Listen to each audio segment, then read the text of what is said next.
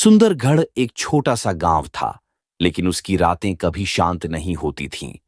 सूरज ढलते ही लोग अपने दरवाजे बंद कर लेते, खिड़कियों पर पर्दे डाल देते और बच्चों को जल्दी सुला देते। कोई जोर से बोलता भी नहीं था, जैसे डर हो कि कोई सुन न ले। गांव के बुजुर्ग बताते थे कि कई सालों पहले गांव की सीमा पर एक औरत की जलकर मौत हो गई थी। कहा जाता था कि वो औरत अब पिशाचिनी बन चुकी है और हर रात गांव के चारों ओर घूमती है। जो भी उसे देख लेता है या जो बाहर मिल जाता है, वो लौटकर कभी नहीं आता। उसकी केवल जली हुई हड्डियां और एक बदबूदार सन्नाटा पीछे छूट जाता है। लोगों ने अपने बुजुर्गों से ये कहानी सुनी थी और पीढ़ियों से मानते आ रहे थे। लेकिन 20 साल बाद गांव लौटा सूरज इस बात को मानने को तैयार नहीं था। वो दिल्ली में रहता था, पढ़ा लिखा था, अमेरिका तक जाकर आया था। उसे गांव की जमीन बेचनी थी और पैसे की जरूरत थी। उसे इन कहानियों में कोई सच्चाई नहीं लगती थी। उसने गांव वालों की बातों पर हंसते हुए कहा, इतनी छोटी छोटी बातों से डरते हो? ये 2025 चल रहा है, कोई पिशाचिनी विशाचिनी नहीं होती। लेकिन गांव वाले कुछ नहीं बोले, सिर्फ खामोशी से उसे देखते रहे, जैसे सब जानते हों कि अब अगला शिकार कौन होगा।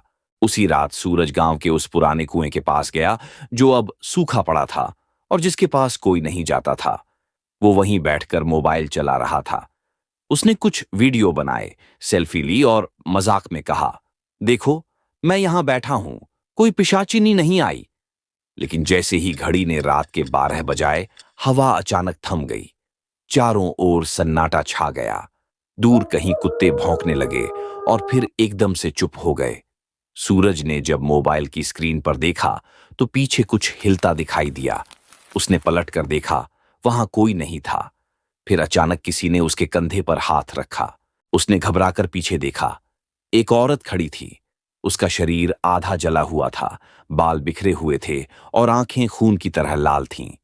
उसकी आंखों में नफरत नहीं, एक अजीब सी उदासी थी। वो धीरे से बोली, तू भी आ गया? सूरज चिल्लाया। पीछे हटने लगा, लेकिन उसके पैर जम गए थे। वो भागना चाहता था, पर शरीर सुन पड़ गया था। औरत ने अपनी जली हुई उंगलियों से सूरज का चेहरा छू लिया। एक ठंडी लहर उसके शरीर में दौड़ गई। अगली सुबह गांव के लोग कुएं के पास इकट्ठा हुए। वहां सिर्फ एक चीज मिली, सूरज का मोबाइल, जिसमें आखिरी वीडियो रिकॉर्डिंग थी। वीडियो में सूरज कह रहा था, कोई नहीं है, देखो मैं अकेला हूं।